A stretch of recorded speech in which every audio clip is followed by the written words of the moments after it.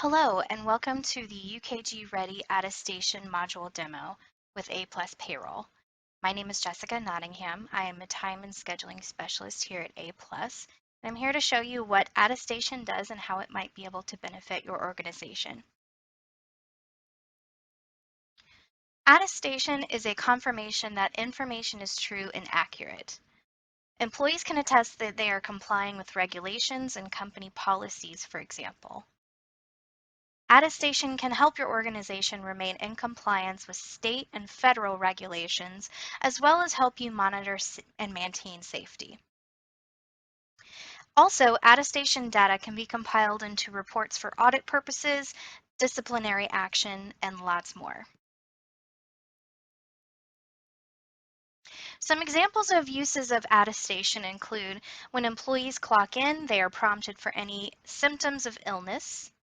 When clocking out, they can attest if their punches are accurate, that a meal break was taken or not, any safety incidents that may have occurred during the day, enter any applicable notes about the day, or use any kind of custom reason codes that you and your organization may find important to have. Additionally, when submitting a timesheet, an employee can attest that their entries are accurate, if there are any safety incidents within the pay period, enter any applicable notes about the pay period, or again, use custom reason codes that are created by you in the organization. Now, not all of these rules are required to be used, and multiple rules can be used in conjunction with one another in order to best fit your organization's needs. So if you're interested in using this kind of setup, feel free to give us a call or contact us, and we'll be able to work out the best way to suit your needs. Now I'm going to show you what it looks like in the system. Firstly, we're looking at the employee side when the employee clocks in. Now, it is important to note that attestation only works with clocking in and out while using either the PC browser, as you're seeing here, using the mobile app HCM2Go, or using an InTouch clock that is provided by UKG. Now here you'll notice that we're going to go ahead and clock in. Now it says that you clocked in at this particular time, but then it will prompt for information including, do you have any of the indicated symptoms? In this particular case, we are prompting for any symptoms of COVID-19. So these are custom reason codes that we have set up based on symptoms of COVID-19, including fever above 99 degrees, a loss of taste or smell, or recently tested positive for COVID-19. Now, if the employee does not have any of the indicated symptoms, they can simply click no. If they do have any of the symptoms, they can select one of these, and then they can add a comment if you would like for them to.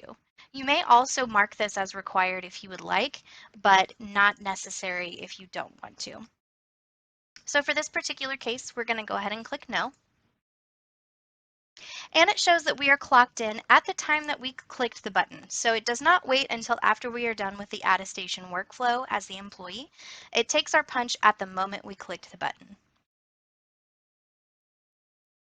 Now I will also show you what it looks like upon clocking out. Again, it says you clocked out at that particular time. And then as an example, this will prompt for any injuries that were received on the clock. And with this, again, you can customize this list to whatever you would need. These are just some example codes. So they could select any one of these and then leave a comment if you would like. And again, we can mark it as required if you would like. In this particular case, we're going to say no. We can also prompt if they completed the end of shift checklist. And this again can be customized based on what you need. So we can include reason codes for things like certain things that they may not have done, or a comment box or anything that you would like. But this is an example of just a yes or no question. So we can say yes. They can also add any notes regarding the shift. So if there's any other happenings or anything that they completed or need to note, then you can add a comment here. They can select no notes and it would not record anything, or confirm would confirm the notes that they're leaving. So we'll go ahead and click no notes. and that accepted the clock out at 3:50. Again, the time that we clicked the button, not the time that the workflow was done. Now this can be customized again based on anything that you need. So for example, if there are multiple steps that you would like for them to answer, you can do that. Or we can just do one question. We can make a lot of things happen within these clock in, clock outs, depending on what you need. Now it's important here to note that if you try to clock in again, it's not going to prompt for the information. So this is only on the first punch of the day. We can customize this so that you are prompting on every single punch in for the day, or we can only do the first or the last clock out for the day, etc. So these things can be customized based on what you need.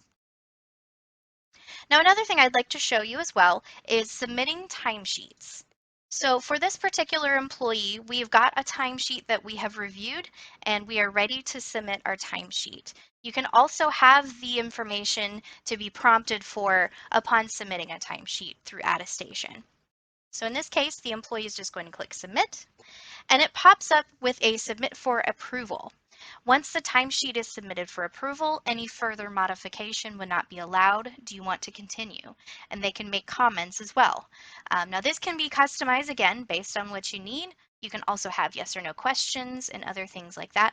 But in this particular case, we're going to go ahead and hit submit. So now we're going to try something different. So let's just say we clock out and we get prompted for the information, but we get interrupted and don't finish it.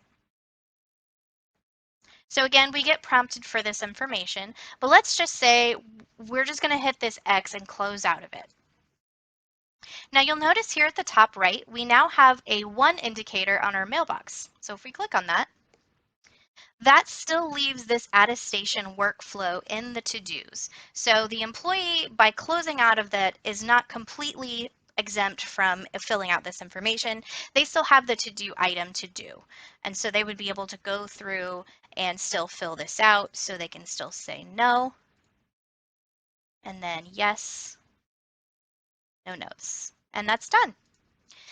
Now, it is worth noting as well that any of these things that we do can also trigger something like an email notification to a manager or anything like that. So if you do have, for example, an employee that indicates that they have a symptom of COVID-19, number one, we can set it so that it rejects their clock in if you would like, so that way it prevents them from being clocked in for the day. And then also number two, it would make it so that the manager is notified that their employee has indicated that they have a symptom of COVID-19. So again, these features can really be customized based on things that could best fit your organization.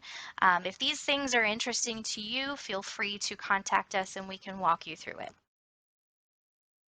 Now, the last thing I wanted to show you is from a system administrator or a company administrator view.